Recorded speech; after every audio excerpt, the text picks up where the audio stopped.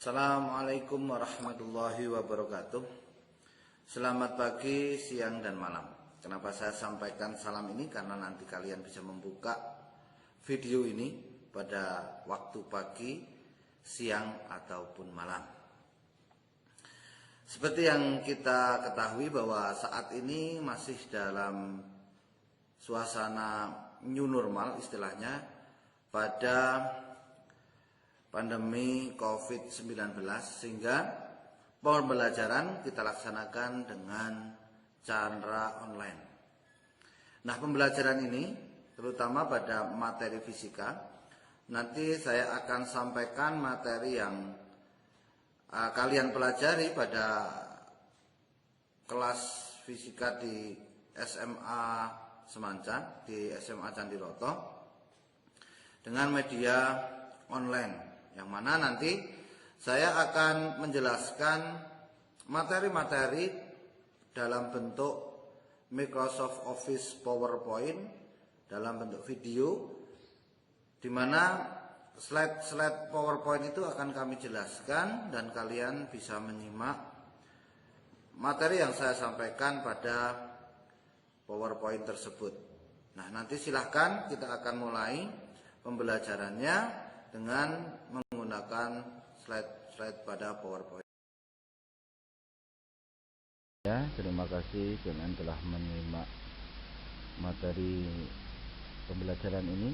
Kita akan mempelajari tentang fisika di kelas 11 semester 1, yaitu torsi, atau istilah lainnya adalah momen gaya. Di kelas 11 ini kita akan mempelajari beberapa pokok bahasan seperti yang bisa kalian lihat dalam daftar isi, yaitu pertama adalah dinamika rotasi dan keseimbangan benda tegar, kemudian elastisitas dan hukum Hooke, kemudian fluida statis, kemudian fluida dinamis, suhu dan calor, serta teori kinematika gas. Oke, langsung saja kita akan mempelajari materi yang pertama, yaitu dinamika rotasi dan keseimbangan benda tegar. Dinamika rotasi dan keseimbangan benda tegar. Bab 1 ini, pada materi dinamika rotasi kita akan mengenal beberapa istilah, yaitu torsi atau momen gaya, kemudian momen inersia, kemudian momentum sudut, kemudian energi pada gerak translasi, serta aplikasi hukum 2 Newton pada gerak rotasi. Kemudian materi berikutnya penerapannya pada keseimbangan benda tegar, yang mana kita akan mempelajari tentang syarat keseimbangan benda tegar, kemudian titik berat suatu benda, dan juga jenis-jenis keseimbangan. Nah, oke, kita akan mulai dari dinamika rotasi. Pada dinamika rotasi kita akan mengenal istilah besaran yang disebut sebagai torsi, atau istilah lainnya momen gaya. Apa torsi atau momen gaya itu? Torsi atau momen gaya adalah sebuah besaran yang menyatakan besarnya gaya yang bekerja pada benda sehingga mengakibatkan benda berrotasi atau berputar. Torsi atau momen gaya ini kemudian dilambangkan dengan tau, atau di sini kalian dapat lihat tau itu seperti huruf T, seperti itu T. Ya, seperti itu huruf T, di mana besarnya tau ini akan sebanding atau akan sama dengan R kali F. Apa itu R dan apa itu F? R adalah jarak titik tangkap gaya sampai dengan titik poros putaran. Jadi R itu adalah jarak titik tangkap gaya sampai poros dari putaran. Nah, sedangkan F adalah besarnya gaya yang diberikan.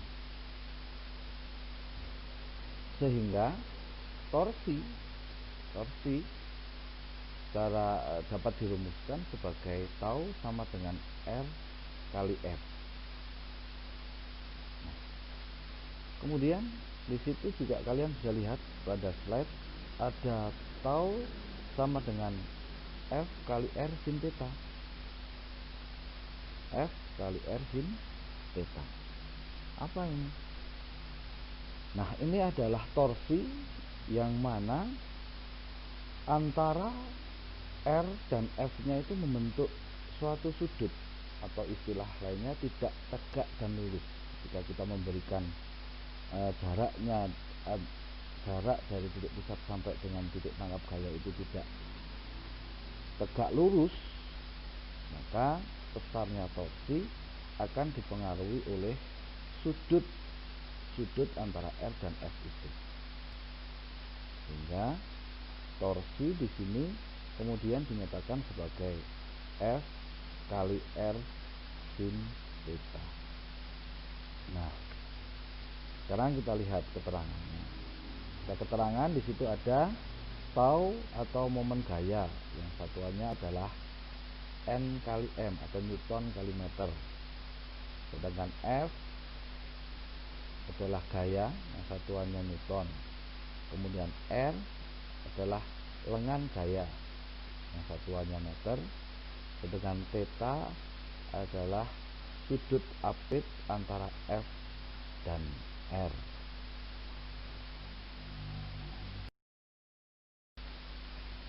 Seperti hanya yang sudah saya utarakan pada daftar isi, bahwa yang itu ada dinamika rotasi. Selain ada besaran torsi, kita juga akan mengenal besaran lain yang disebut sebagai momen inersia, atau sering dilambangkan dengan huruf I.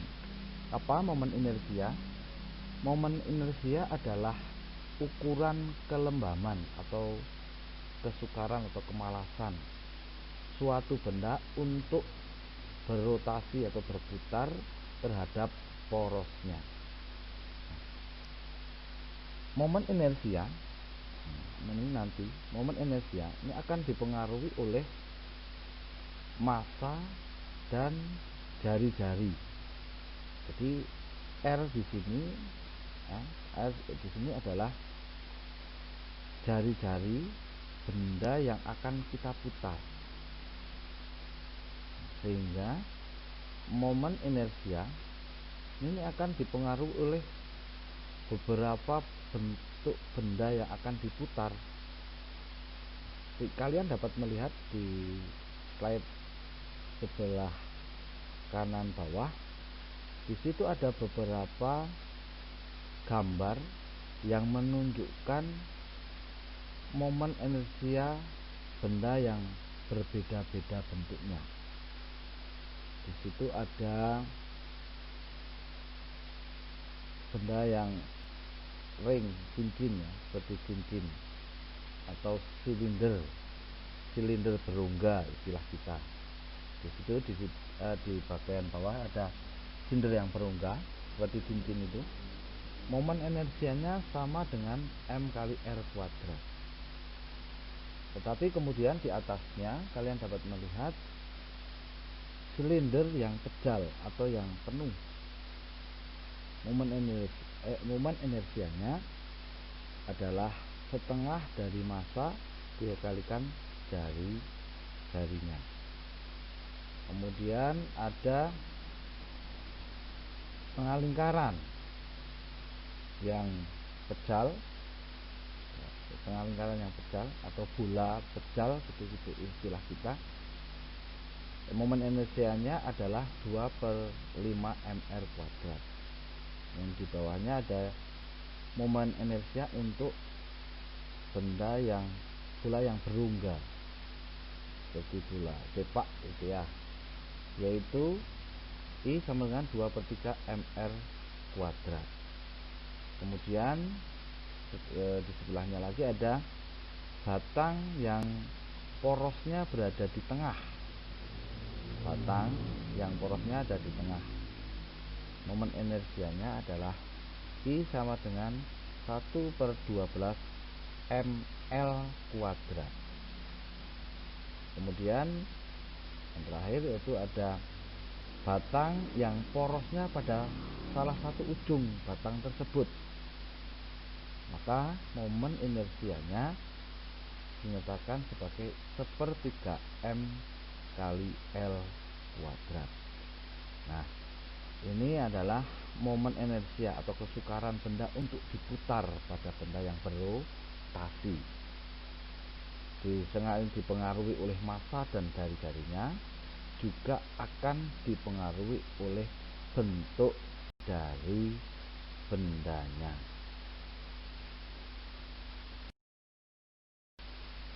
Setelah kita memperhatikan penjelasan tentang torsi atau momen gaya serta momen inersia, sekarang slide berikutnya adalah contoh soal tentang momen gaya atau torsi. Itu ada gambar tentang 6 buah partikel tersusun seperti pada gambar berikut. Bisa kalian lihat gambarnya. Kemudian kalian suruh menentukan besarnya resultan dari momen gaya pada gambar di atas jika diputar pada sumbu Y. Diputar pada sumbu Y. Apa langkah selanjutnya? Selanjutnya ketika kita menyelesaikan soal, yaitu diketahui apa yang diketahui dari soal itu. Diketahui dari soal itu adalah massa dari masing-masing partikel. Ada MA sama dengan MC sama dengan ME yang besarnya 2M. Kemudian MB 4M, MD 3M, dan MF 1,5M. Selain massa, di situ juga diketahui R atau jarak dari partikel sampai titik poros, titik di mana benda itu diputar. Di situ diketahui bahwa RA sama dengan RB sama dengan RE yang nilainya adalah 3R. Kemudian RB 3/2R, RC adalah 0, artinya dia sebagai titik poros, dan RF adalah 2R. Setelah kita mengetahui dari soal besaran nilai-nilai besarannya, maka langkah berikutnya adalah apa yang ditanyakan dari soal tersebut. Yang ditanyakan dari soal tersebut adalah torsi atau momen gaya yang diputar searah sumbu Y atau yang tegak. Setelah itu kemudian kalian menjawab. Tau Y atau torsi Y itu maksudnya adalah jika benda itu diputar dengan titik poros di D searah sumbu Y, maka tau Y sama dengan tau A plus tau B plus tau C plus tau D. Kemudian mungkin kalian bertanya, nah tau F dan tau E nya di mana? Tau F dan tau E di sini tidak dimasukkan pada rumus atau penyelesaian karena tau E dan tau F berada pada sumbu Y atau sumbu yang tegak. Artinya di sini bahwa tau E dan tau F ini dia berada di poros. Kalau benda berada di poros, R-nya, jarak antara benda sampai porosnya, nilainya adalah 0. Sehingga berapapun nilai, kalau dikalikan dengan 0, hasilnya adalah 0. Sehingga di sini tau E dan tau F tidak dimasukkan karena berada pada sumbu Y. Sehingga kemudian kita masukkan nilai-nilainya, itu kita masukkan, kemudian kita hitung. Hasil dari perhitungan didapat bahwa tau Y sama dengan 54 mR kuadrat. Jadi momen gaya pada sumbu Y ini sebesarnya adalah 54 mR kuadrat. Oke, kita lanjutkan ke materi tentang momentum sudut. Apa momentum sudut? Momentum sudut adalah momentum yang dimiliki oleh benda-benda yang melakukan gerak rotasi atau memutar.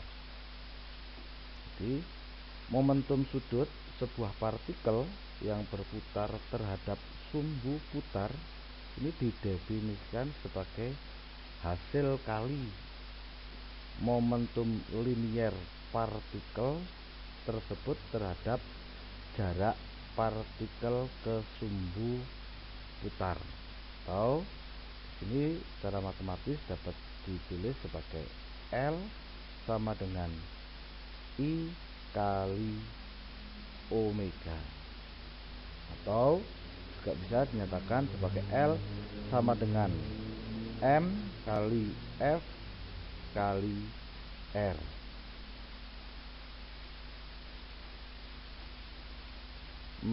Pada momentum gaya, momentum sudut ini juga ada hukum kekekalannya, atau sering juga dikenal dengan istilah hukum kekekalan momentum sudut, yaitu hukum yang apabila tidak ada gaya dari luar yang bekerja pada benda, maka besar momentum sudut sebelum dan sesudahnya bernilai sama atau konstan, atau juga dapat dinyatakan secara matematis L1 sama dengan L2. Contohnya apa? Momentum sudut. Contohnya adalah momentum orang yang bermain ice skating atau orang pemain balet yang berputar pada salah satu kakinya. Contohnya, contohnya. Kalian ketika berputar, ketika memutar badan kalian, maka posisi tangan kalian ketika direntangkan dan ketika disilangkan itu akan berbeda. Nah, inilah yang dibahas dalam momentum sudut. Keterangannya apa saja? Besaran-besaran L itu apa, I itu apa, omega apa, kalian bisa lihat pada slide yang ada di video ini. L itu adalah momentum sudut, I itu adalah momen inersia, omega itu adalah kecepatan sudut, M adalah massa benda, V kecepatan benda, dan R jari.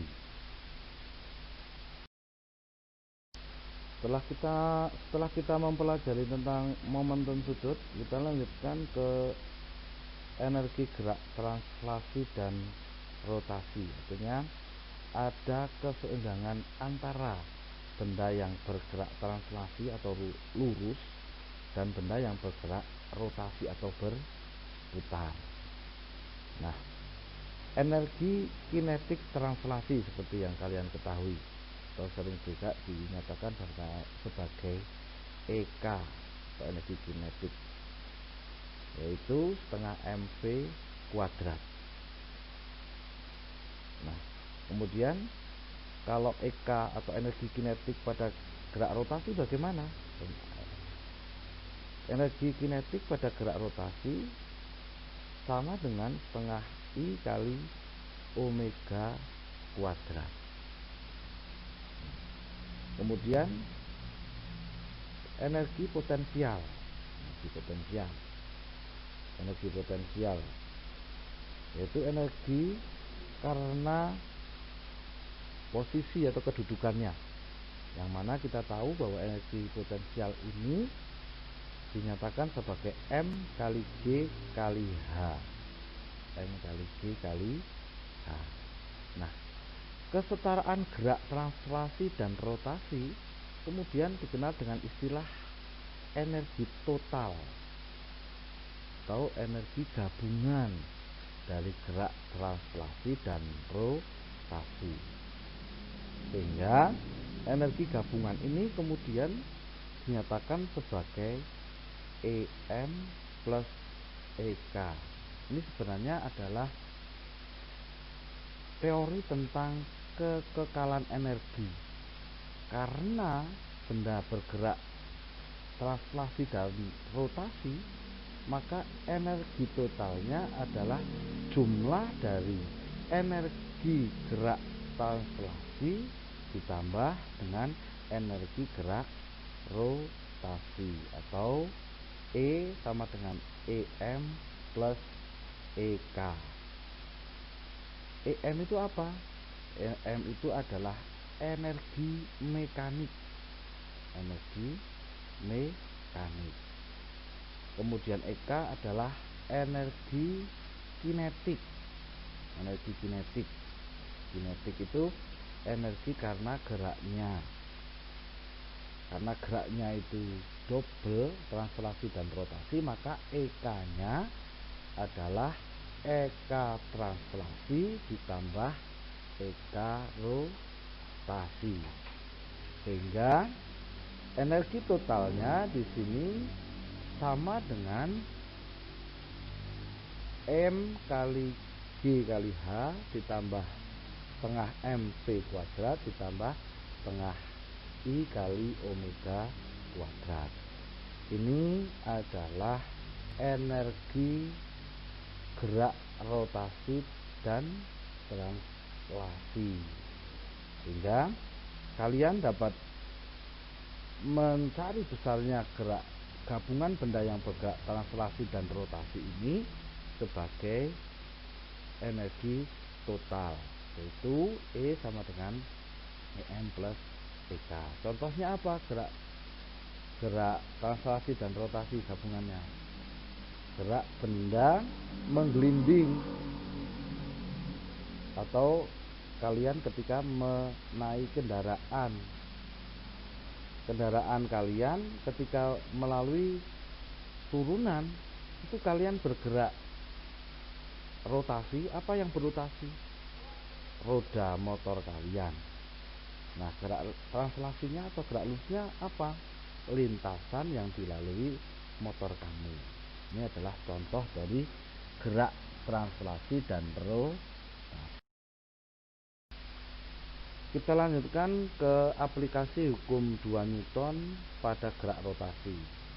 Aplikasi hukum 2 Newton pada gerak rotasi dapat kalian lihat aplikasinya pada sistem katrol, yaitu sistem yang mana benda bergerak lurus ke atas dan ke bawah bebannya itu, sedangkan rotasinya adalah gerak dari katrolnya. Nah, dia bergerak berputar pada porosnya. Ini adalah aplikasi hukum 2 Newton pada gerak rotasi.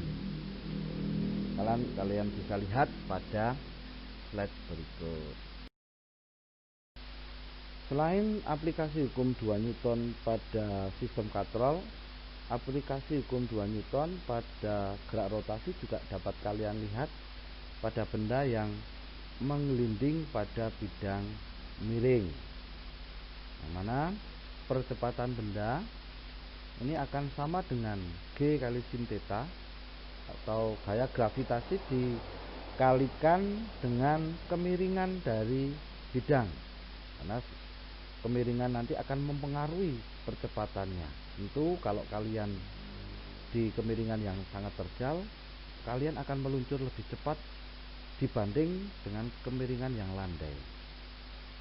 kemudian dibagi dengan 1 plus K. K itu apa? K itu adalah bilangan real dari inersia benda. Kalian lihat, kalian bisa mencari K ini dengan menggunakan momen inersia, persamaan momen inersia. Jadi momen inersianya dicari nilainya itu sebagai komponen dari K. Kemudian selain percepatan, di sini juga kalian dapat mengetahui kecepatan gerak benda, yang mana kecepatan gerak benda ini akan sama dengan akar dari 2GH per 1 plus K. Terima kasih. Setelah kalian menyaksikan video PowerPoint yang kami tampilkan tadi, silahkan jika ada pertanyaan, saran ataupun materi-materi yang akan kalian tanyakan, silahkan langsung kalian bisa melalui WA grup pembelajaran fisika, atau kalian bisa ngechat langsung ke nomor saya. Begitu. Kurang lebihnya saya minta maaf. Saya akhiri pembelajaran ini. Wassalamualaikum warahmatullahi wabarakatuh. Tetap semangat dan selalu jaga kesehatan.